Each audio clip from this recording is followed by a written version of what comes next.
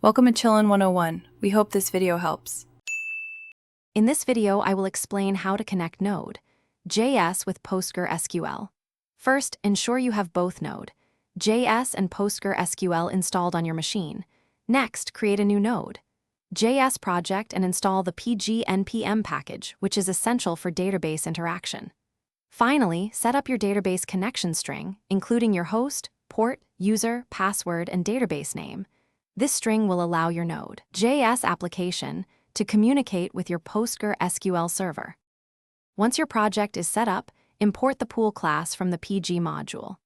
This class manages a pool of client connections to your PostgreSQL database, improving performance. Instantiate a new pool object, passing in your database connection details.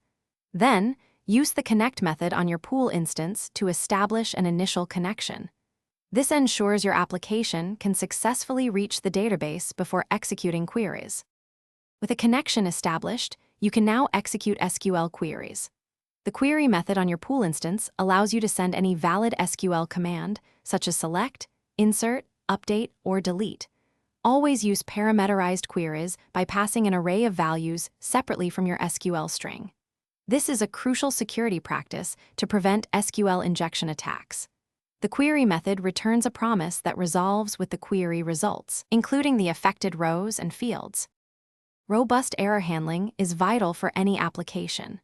Wrap your database operations in try-catch blocks to gracefully manage potential connection or query errors. Always ensure that database clients are released back to the connection pool after you're finished with them, even if an error occurs. This prevents resource leaks and maintains efficient database performance. And speaking of smart choices, check the description below for a link to the Echo Dot smart speaker and other great deals. Proper cleanup ensures your application runs smoothly and efficiently. Thanks for watching. Consider subscribing if we helped you.